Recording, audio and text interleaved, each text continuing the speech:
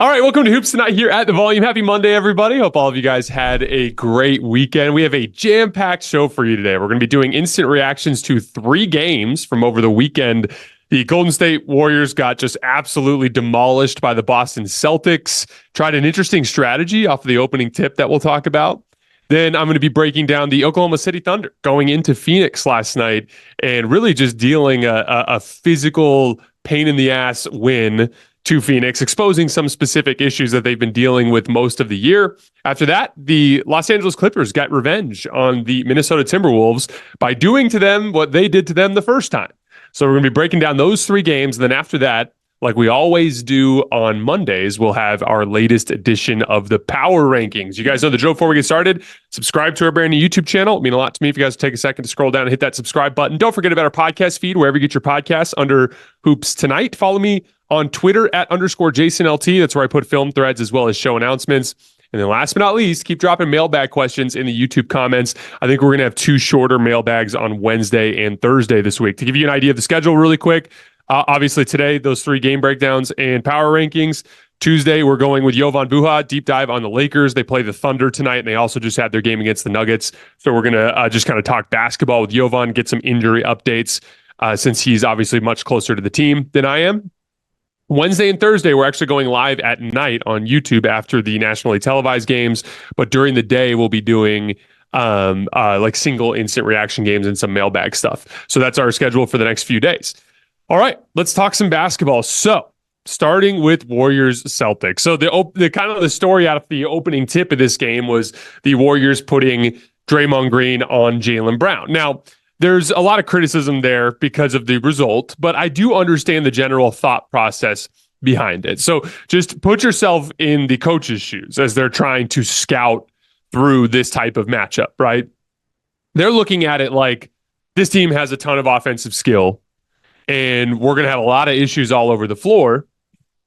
We've got to come up with something to try to slow them down. And I think the general idea was, well, if we have Draymond Green roaming in the paint, that gives us a much better chance to guard the other 4 guys because those guys don't have to be as worried about getting blown by because Draymond's on the back line. It gives them the ability to be more aggressive at the point of attack. And specifically with Jaylen Brown, he's had a tendency over the course of his career, specifically in big games and in big moments where sometimes he just he misses a couple shots and then he gets a little bit in his head. He loses his confidence and then he can kind of withdraw from the game to a certain extent. And so the idea there is well, let's try to get in Jaylen Brown's head by leaving him wide open and it'll give us a much better chance to guard elsewhere on the floor. Here's the problem. Jaylen Brown's playing some of the best basketball of his career right now. And when you take that type of strategy, which by the way, that type of strategy happens all over the NBA with just about every NBA team. You find a really good help defender that you put on a guy offensively that you're not particularly worried about, and he roams around. That's not unheard of. The difference is Boston doesn't really have a good option to do that against. That's really the only difference. Their lineup is somewhat foolproof in the sense that there's not really an option for you to just straight up ignore. Everybody has to, at the very least, get a hard closeout, right? And so here's the problem. When you take that type of risk with a player of Jaylen Brown's caliber, you have the potential to get burned. And boy, did they get burned. Jaylen Brown got red hot as he blew the game open there in the middle of the first quarter. But I want to obviously Jaylen Brown deserves a ton of credit for blowing the game open with his shooting like that. But I really want to draw attention to the defensive end of the floor because that's where I thought the Celtics won this particular game. And once again, it started with Jaylen Brown on the ball, on Steph Curry, physical ball pressure. I talked about this in our Celtics video like 2 or 3 days ago. But Jaylen Brown has just been on an absolute tear on the defensive end of the floor. He is targeting the other team's best player and just putting all of his effort and energy into trying to slow that guy down. And he's had a ton of success on that end of the floor. But I want to draw it past Jaylen Brown to the rest of the team because this is an important part of guarding a team like Golden State because of their screening actions, really physical switching, hands-on. When the switch comes, you get right back into the offensive player's body right away to make sure that he constantly is feeling that contact and that fatigue, making everything difficult. Another guy I wanted to shout out on this front was Peyton Pritchard.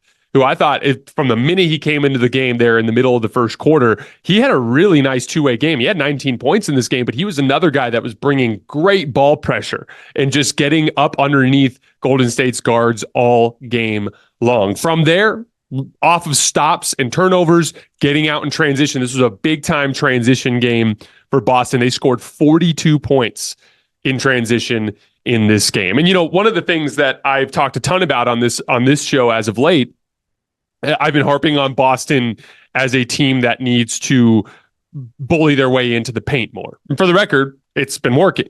They've, in their last 4 games, are averaging 60 points in the paint per game. And that ranks 3rd in the NBA over that span. That's been a really nice trend, possibly the most encouraging trend of the season that I've seen so far from Boston. But make no mistake, I never ever intended or wanted people to think that I don't want Boston shooting jump shots. They're a very good jump shooting team.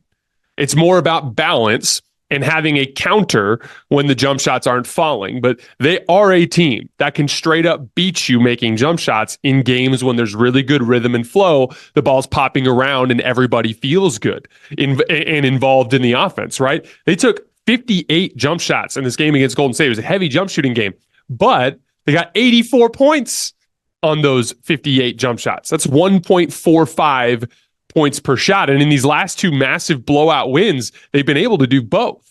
They've been able to dominate the paint, not so much against Golden State, but they've been able to dominate the paint as of late while also knocking down a bunch of jump shots efficiently. And those two things kind of tie into each other as well. When you're doing one, it makes the other easier and vice versa. I put in my notes, it's great to be able to do both.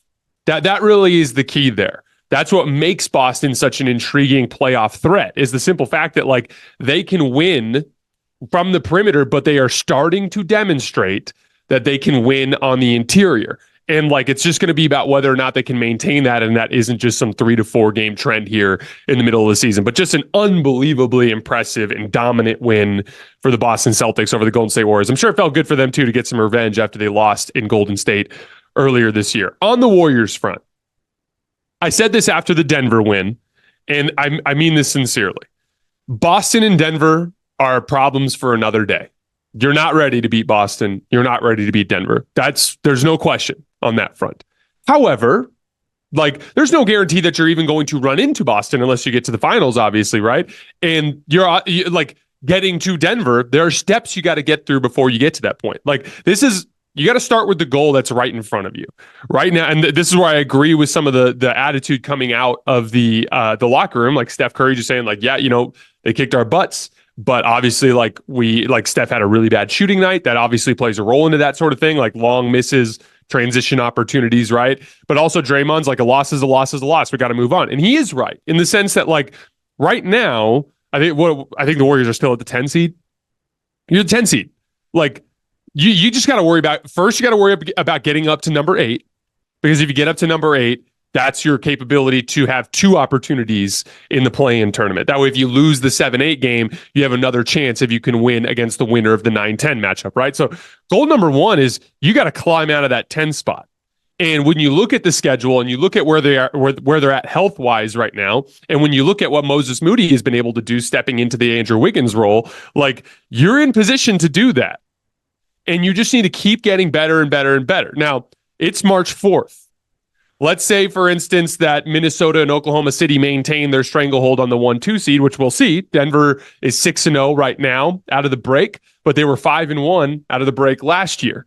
And then they immediately dropped 5 of their next 6 games. So who knows if this is Denver going to lock in down the stretch, or if maybe they keep slipping. But if it's Oklahoma City and Minnesota in that 1-2 range, I think both of those teams are beatable. I think everybody is beatable, with exception of the top tier teams, right? And I don't include Minnesota and Oklahoma City in that tier. So, chances are, if you do end up facing a team like Denver, there's a good chance that it may not be until May. So you got 2 months to sort all of this out. You've got 2 months to build your defensive habits up to another level. You've got 2 months to kind of establish a way to generate offense outside of what Steph Curry can bring to the table. Those are bigger picture goals. Right now, you got to take it game by game, win by win, and you've got to climb out of that 9-10 spot. Those are that would be my way of trying to kind of like keep your eye on the prize in light of a really upsetting, destructive loss on the road in Boston. Get in on the action with DraftKings Sportsbook, an official sports betting partner of the NBA. New customers who deposit $5 or more can get a no-sweat bet up to $1,000 back in a bonus bet. I was looking at NBA futures this morning. The Golden State Warriors are plus 5,500 right now on DraftKings to win the title. So if you believe in them, that's a big number. And Denver, I have Denver as my championship favorite, and they're still the second best odds on DraftKings right now at plus 450. So lots of good NBA bets to look at over the course of the end of the season. Download the DraftKings Sportsbook app now and use code HOOPS. New customers can get a no-sweat bet up to $1,000 if your first bet loses. Only on DraftKings Sportsbook with code HOOPS. That's HOOPS. The crown is yours. All right, moving on to Thunder Suns. I watched this game last night. Super, super fun game to watch. Oklahoma City is just a royal pain in the ass to play against. They play so incredibly hard. I felt bad. I shouldn't say felt bad.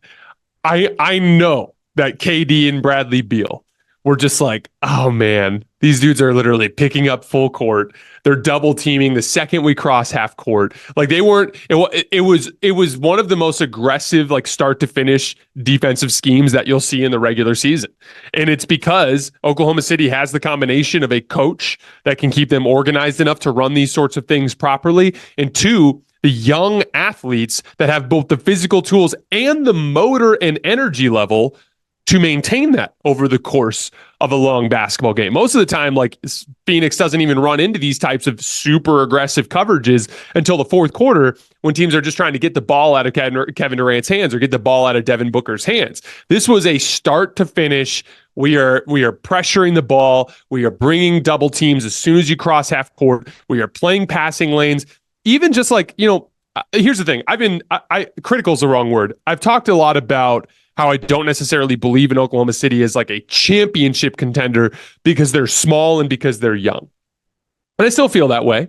You did see again last night, like Yusuf Nurkic, like what do you have, 31 rebounds, just absolutely demolished them on the glass.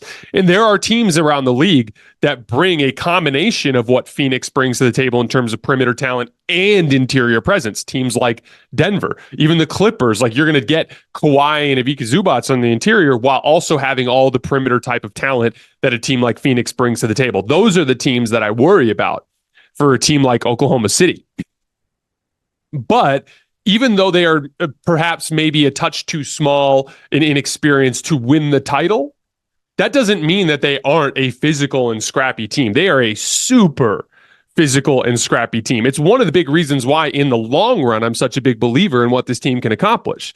Because if they do bring in a legitimate forward to the table that raises their physical profile, when they do go into this playoff run and get, let's say they win a first round series and then end up losing a really tough second round series or losing in the conference finals, those are battle scars that build this team up to where in the future they can be a bigger and more experienced version of this crazy talented, crazy physical, crazy competitive Oklahoma City Thunder team. And that's what's going to take them to the promised land of hoisting the Larry O'Brien trophy. But there were a bunch of specific things that I wanted to dive into and to demonstrate just how physical and scrappy they are. First of all, physical switching.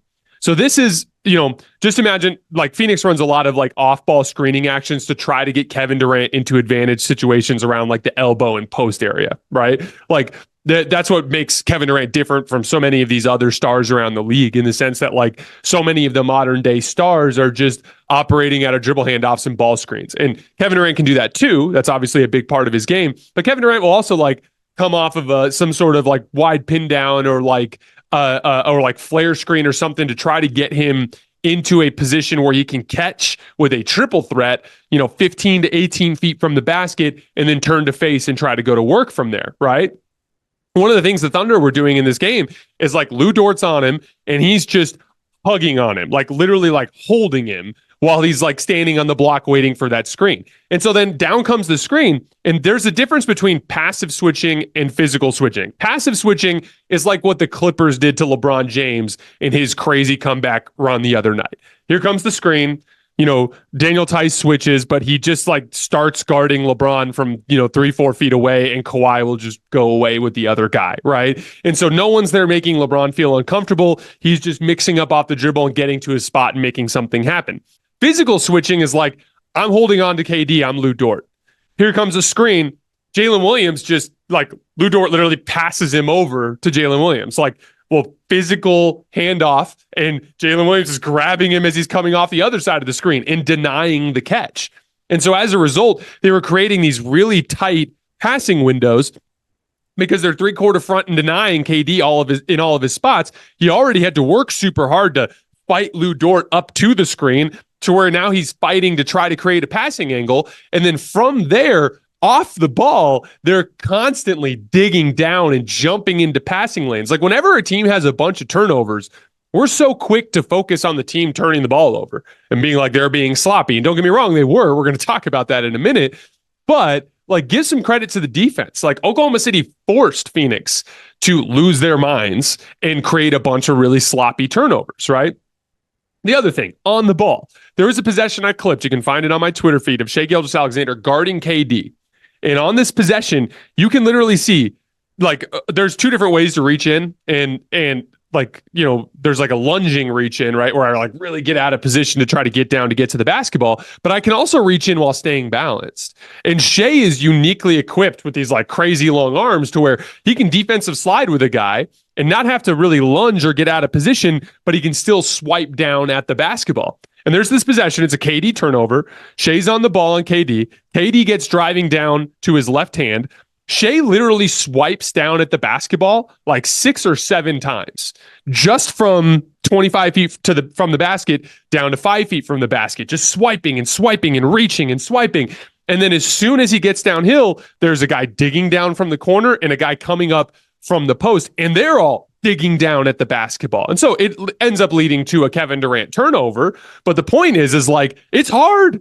It's hard to take care of the basketball when a bunch of athletes with really long wingspans, who have been, by the way, picking you up full court all damn night, double teaming you all night long, fighting you off of every single spot, and you get a driving lane like this, and they're reaching in like crazy, and it's just really difficult to navigate that. I just wanted to give them some credit for that, because I didn't think these were just sloppy turnovers. Oklahoma City sped Phoenix up and caused them to make a lot of these mistakes. And then from there, jumping passing lanes, like they just have so much straight line speed that like when a lane looks like it's open, you'll see a hard double team come, and there'll be on the weak side like a shooter in the corner and a shooter on the wing, and it'll be like Keshawn Wallace or something playing in between the two players.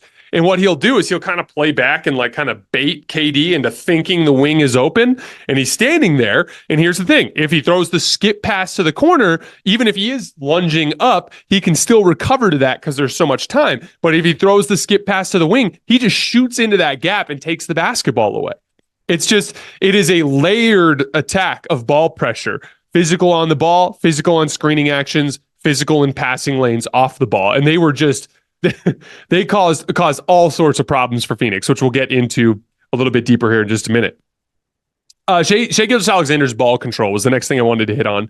This was a classic example of, and this is something that Shai has been doing forever, so I don't want to act like this is new, but I just wanted to dive specifically into Shai's ball handling, because, we think of Shai as like a slow, methodical player. And don't get me wrong, he's a very like change of pace and methodical type of on-ball player. But this is a guy that is really whipping the basketball around in a really controlled way with advanced dribble combinations in traffic. Like he'll get into his high hesitation and he'll hit that hesitation move where it almost looks like he freezes in space for a second, but then he'll hit that forward dribble and he'll get into your body. Now there's contact, right? He's got his shoulder into you, and the defender's like right up on him. From there, he'll hit like a pullback dribble. And then from there, instead of just like making a simple move, he'll hit like in and out, cross between the legs, back to the right, or he'll like double between the legs and back to the left, or these super advanced dribble combinations in traffic while there's contact going on. And so that to me is a big element of what allows him to maintain control of the basketball while he's making these complex counter moves. It's a ball handling thing. We think so much about change of pace. We think so much about his strength. We think so much about his mid-range jump shooting and some of his footwork stuff that he has. But a big part of it that goes under the radar in a lot of these cases is his ball handling. There are a lot of players that can dribble when things are free and clear, but then as soon as they get into contact, they lose control of the basketball. And Shai just has incredible control of the basketball in a physical environment. Then lastly, down the roster shot making.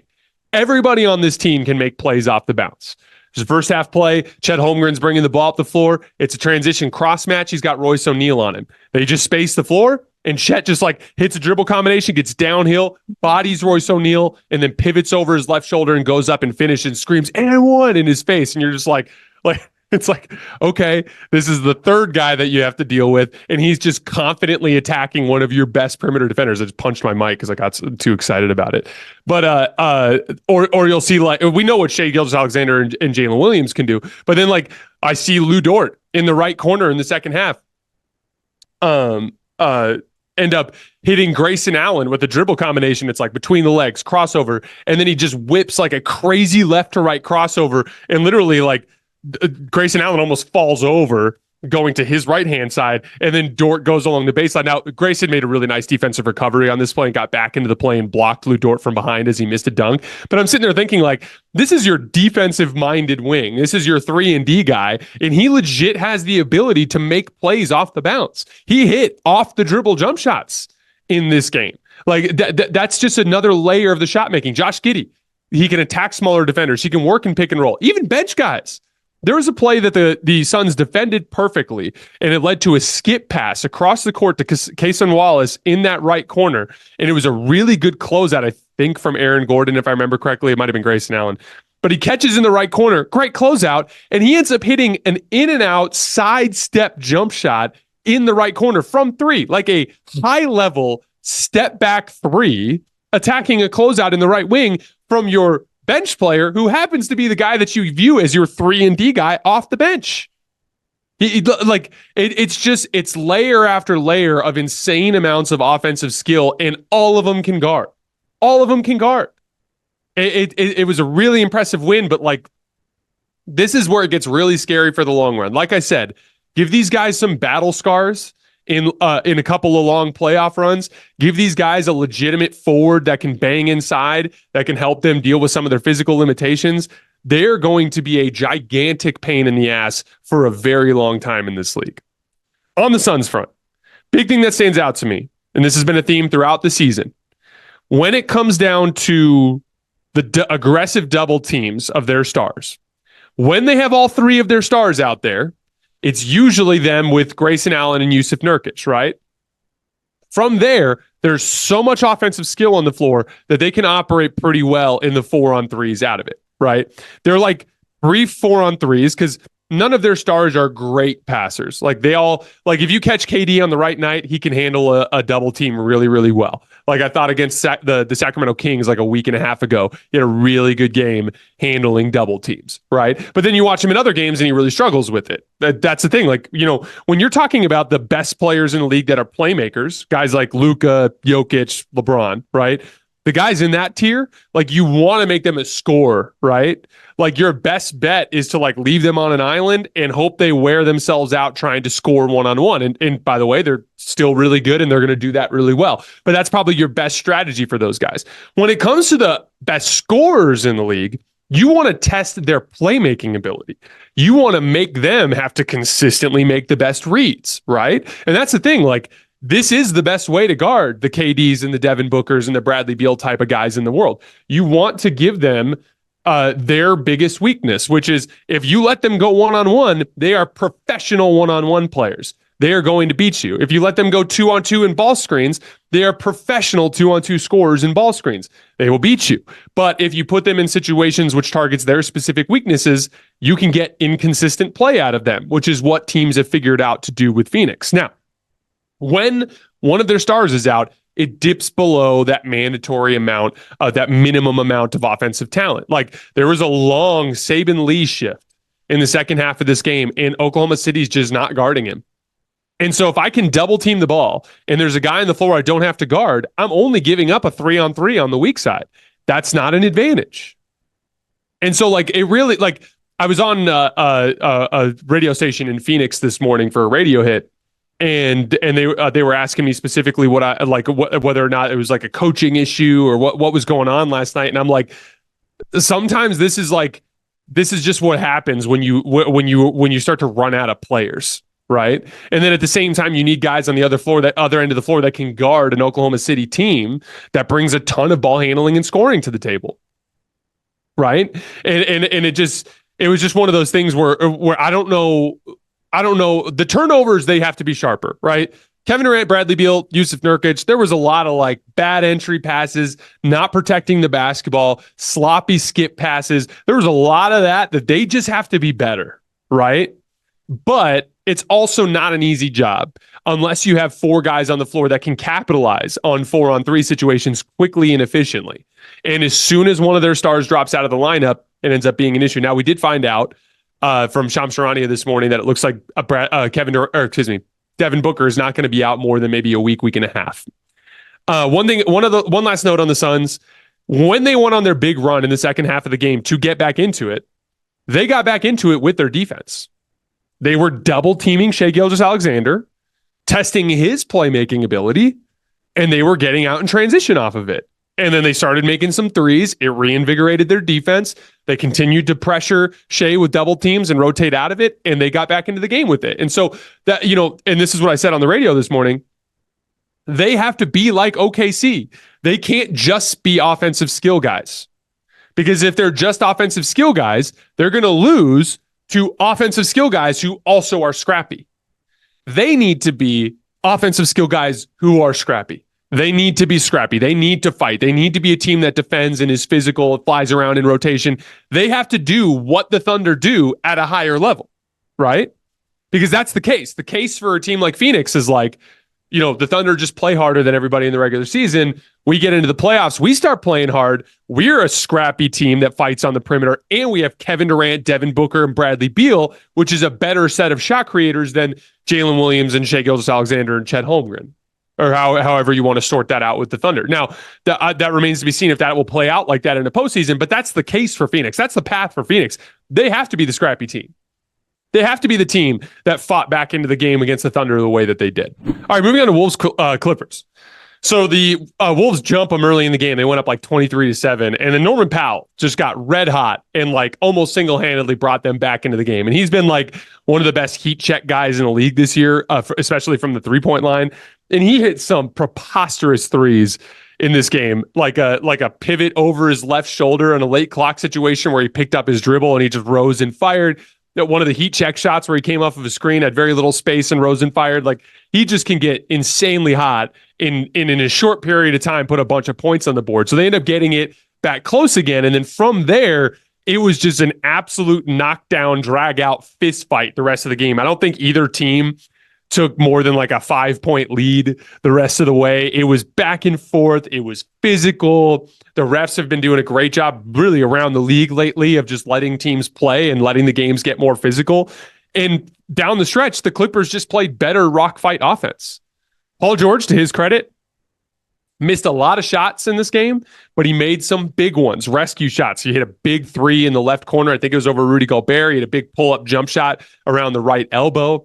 Down the fourth quarter stretch, both of those, one of them tied the game. The other one gave him a 2-point lead, if I remember correctly. Like they were just monumentally important shots. Those rescue possessions are usually difference makers when you get into rock fights like this. And then James Harden, he missed everything, but just made a bunch of timely and key passes. There was a big possession late in the game where James Harden was operating the offense at the kind of like top of the key, extended off of the right elbow. And Paul George and Kawhi end up running this like kind of 3-man screening action with Daniel Tice, where Paul George comes off of like a little screen and then turns around and sets a back screen for Kawhi. And James Harden just threw an absolutely perfect pass. And I think originally the play was designed to probably get Kawhi a post touch with an advantage. and it's on Jaden McDaniels, as Jaden McDaniels would be in trailing position. But there was just a little gap there when Jaden got caught for a second and Cat wasn't there in help. And James just hit him in stride right underneath the basket for a layup. And getting like layups, like easy layups in a knockdown, drag out fist fight, that's like finding money on the ground. It was a massive help down the stretch in this game. And then Kawhi Leonard, he brings the physical in position to that specific environment, which he can ride to easy shots around the rim. Now, one of the things that encouraged me the most about this particular game, if you guys remember when Minnesota came in and beat the Clippers and demolished them in Los Angeles, what did I say after the game? I was like, look, Minnesota can do this. Jaden McDaniels, Anthony Edwards, Rudy Gobert, they can strangle the life out of your offense. But what is their weakness? Their weakness is they can fall apart offensively in the half court. The Clippers have excellent defensive personnel. And so what I said after that game was, you got to drag them down into the mud with you. And if you drag them down into the mud with you, you'll be better at it than they are. Because you have Kawhi Leonard and you have Paul George and you have Terrence Mann and you have all these guys that can guard. You just need to drag them down into the mud with you. And that's what they were able to do into this game. And essentially, the Wolves can have similar issues to a lot of teams around the league when they face switching defenses. When you face switching defenses, the baked-in coverages that give you driving lanes kind of cease to exist. And in this game in particular, they were never worried about Gobert catching on the roll. And so even when they were running drop coverage against Gobert, they weren't getting a ton of really, really great... the Wolves weren't getting very, very great looks. They weren't getting good looks out of it. But in that half-court setting, when you start switching, it challenges your decision-making process of your ball handlers, right? So Anthony Edwards comes off of a ball screen. He ends up getting Norman Powell on a switch. He's got Mike Conley in the corner. There's 15 seconds on the shot clock. It's clutch time. And Anthony Edwards has a tendency, kind of like Jayson Tatum, to settle for really difficult pull-up jump shots instead of inflicting his physicality on the game, trying to get downhill and trying to make something happen. And there's a big possession late in this game. He gets Norman Powell on a switch, and he just takes a really difficult step-back three with 14 seconds on the shot clock. That's how you can bait Minnesota into their worst tendencies. Switch, dig down, they'll settle for tough jump shots. They won't make good driving kick plays. They can fall apart offensively. And so the Clippers did a good job in this game of dragging Minnesota down into the mud and playing them into their worst tendencies. Now, on the Wolves front, as I just said, late game execution has been an issue for them all damn season. As a matter of fact, they are now down to 21st in clutch offense, a 105 offensive rating in clutch time. That is like atrociously bad. And one of the things that was really bothering me about their approach down the stretch of this game, they still found some baskets. Like there was a late clock possession where they shut down the first action, and then Conley ran a late pick and roll with Gobert, and he just threw a ridiculously good skip pass to Cat in the right corner who ripped through baseline and got a dunk. There was a play where Rudy Gobert got an offensive rebound, and Jaden McDaniels cut out of the corner and he dropped it off to him and he got a dunk. Like they were able to manufacture some points just based on their incredible gifts that they have. But I absolutely hated their offensive process down the stretch of this game. And one of the main reasons why was there was an action that was working. They got two easy baskets for Karl Towns in actual sets. There's a horn set where you had Conley at the top of the key and you had Karl Towns on the I believe, the left elbow and Rudy Gobert on the right elbow. And what they did is they would just have Karl Towns come up and set a ball screen for Mike Conley. And then as soon as he set the ball screen for Mike Conley coming off to that left side, he would come off a flare screen from Gobert. Now, because of the flare screen for Gobert, remember, like we were talking about earlier, the Clippers were switching everything, but not with Daniel Tice. They were running a drop with Daniel Tice. And so as Cat would come off of that flare screen, Tice is dropping back, and Cat is able to catch and quickly rip through to the right. It's a baked-in driving lane because of the coverage. They're chasing, Daniel Tice is dropping. Karl Towns can catch off that flare screen and rip through right and go. They got two easy layups in crunch time off of this play. And after they did it the second time, I'm like, oh, shoot, that's going to work. There's 3.5 minutes left here. But they need to run that again. They did not run it again a single time the rest of the game. They ran different set actions, both to get Anthony Edwards into ball screens. One of them was a double ball screen out of horns where Anthony Edwards came off and got a wide open pull-up three that he missed. And then another one was a play that they were able to just drop back on, and then he had to swing the ball, and that was what ended up in the Mike Conley-Gobert ball screen on the left wing that led to the dunk for Cat out of the right corner. But that same set, that ball screen into the flare screen for Cat that got him the wide open layups on Daniel Tice, barreling downhill, and he just couldn't stop Cat coming at him, they never went back to it.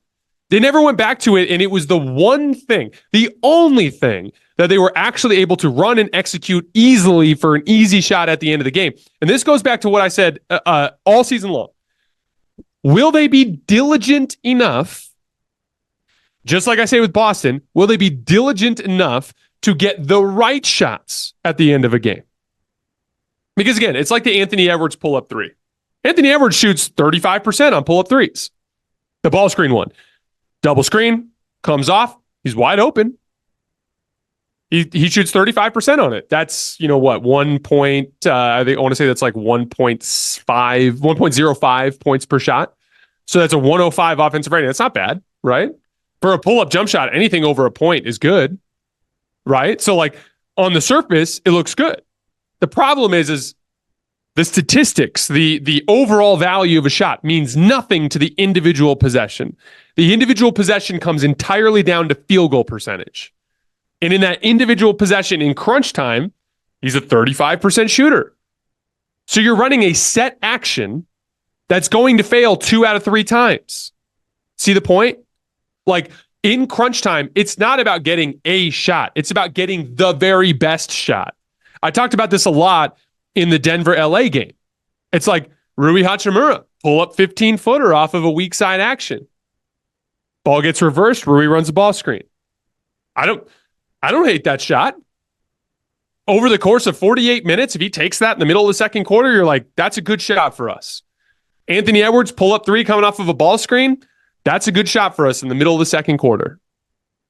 But in crunch time, it's not the best shot. For the Lakers in that possession, I've talked about, it was a floor spacing thing. It should have been Austin Reeves on the wing. It should have been an Austin Reeves ball screen, which is a higher percentage play.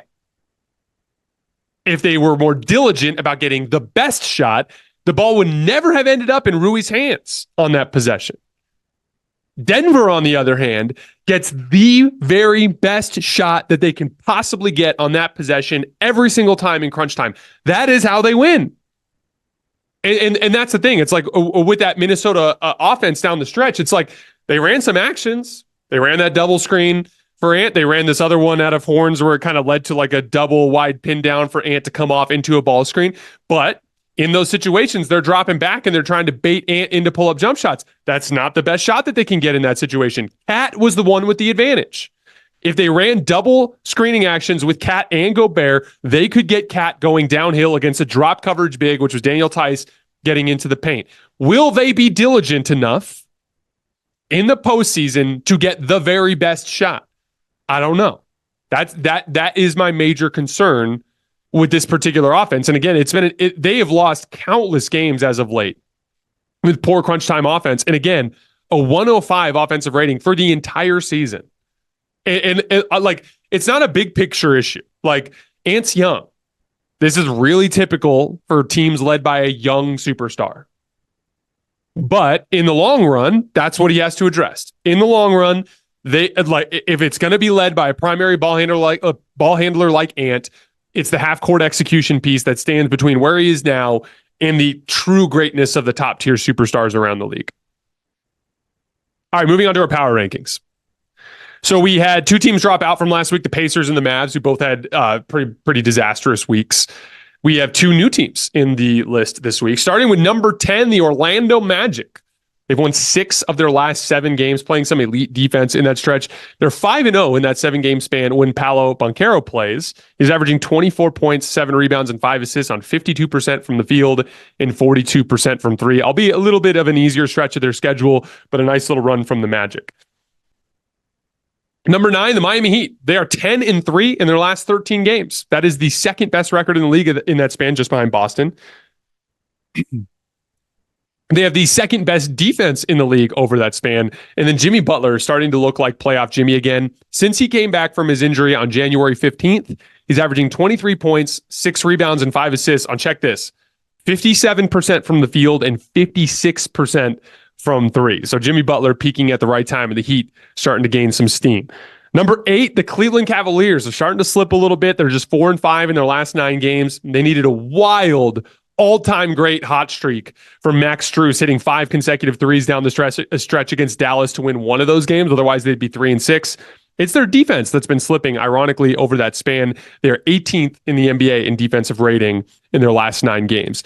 Number 7, the New York Knicks. After Jalen Brunson went down in pain coming off of that wide pin down action against the Cavs, it was like a low point for the season for Knicks fans, right? Like, you obviously Jalen Brunson goes down in the game. You're already down your entire front court. It's a big game, an important game against the Cavs that you feel like is winnable. It looks terrible, right? But then you end up beating the Cavs anyway. Just bully them on the glass, just like they did in the postseason. And Dante DiVincenzo had a big scoring night. Also, Bojan Bogdanovic, a guy who can scale up his offense when needed, stepped in and I think he poured in 40 or 20 points, if I remember correctly. And then after the game, you get great news. Jalen Brunson, just a knee contusion.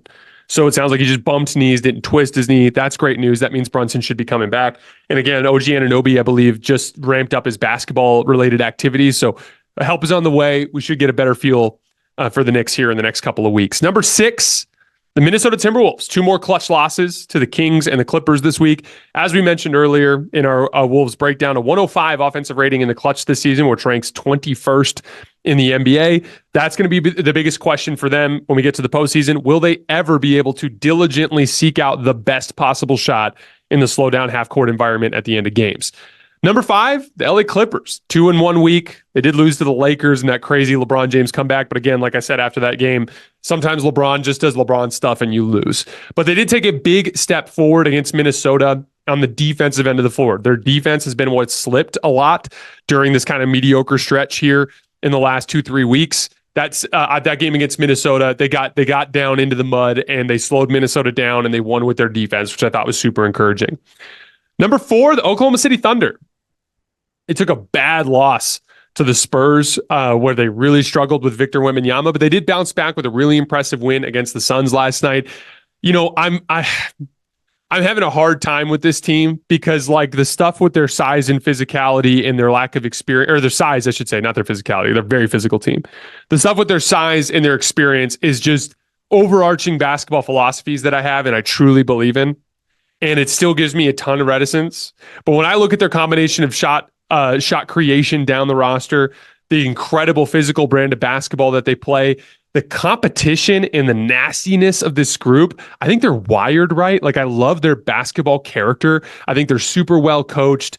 I'm having a really hard time with the Thunder because I've got this like voice in the back of my head, which is like, take them more seriously, take them more seriously, take them more seriously. So we'll see. I reserve the right to change my mind about the Thunder when we get to the beginning of the postseason. But right now, I just still lean back on my overarching basketball beliefs involving their lack of size and experience. Number 3, the Milwaukee Bucks, a 3-0 week, albeit against an easy stretch of their schedule. 15 games of Doc Rivers. 109.6 defensive rating, which ranks 5th in the NBA over that span. Offense is still struggling a little bit, although it's been way better as of late. But they're at a 115 offensive rating since Doc took over. They can get that offensive rating back up to 120 while maintaining this level of defense. We have to move Milwaukee into back into that top tier of contenders because everything we had talked about with them was based around their defense having severe limitations, and they've just been defending really well now for a stretch of the season, which really amounts to like about a fifth of the season. That's not a non-existent sample size, but a lot of tests on the horizon. Milwaukee's next 5 games against the Clippers at home, but then a road trip against the Warriors, the Lakers, the Clippers, and the Kings. That's a tough stretch. A lot of really high-powered offenses in that span. We're going to find out. And guard play, too. Clippers, obviously, with James Harden. The Warriors with Steph Curry. The Lakers with D'Angelo Russell and Austin Reeves. And then even going into Malik Monk and De'Aaron Fox. Like, although De'Aaron Fox missed their last game, and Malik Monk actually carried them to a win against the Wolves. But that stretch is going to put a big strain on their perimeter defense. We're going to learn a lot about the Bucks defense during that stretch. Number 2, the Denver Nuggets, 6-0 now. out of the All-Star break. This time last year, this was where they let their foot off the gas. They were 5-1 out of the break, and then they promptly lost 5 of their next 6 games. So I'm really curious to see if they can keep their foot on the gas at this point and maintain. Big matchup with Boston this week that we'll be going live for. I think it's on Thursday night, so we'll be live on YouTube after the final buzzer of that game. But Denver, they look like the best version of themselves that they've ever been as of late. And I'm really, really intrigued. Because we talk about the checking boxes for championship contention. And like one of the big ones is like ramping up as you get into the postseason. It was one that Denver missed last year, and then they still dominated. It just makes me all the more confident in what Denver's capable of. I still think they're the best team in the league. Number 1 in our power rankings for regular season results, the Boston Celtics. Another undefeated week. They're on an 11-game winning streak now. And one of the big things, as I've been harping on all season, needed them to be more aggressive in the paint. They are averaging 60 points in the paint per game in their last 4 games, which is the 3rd most in the NBA over that span. All right, guys, that's it for our power rankings. That's it for our show today. As always, I appreciate you guys. We'll be back tomorrow with Jovan. I will see you guys then.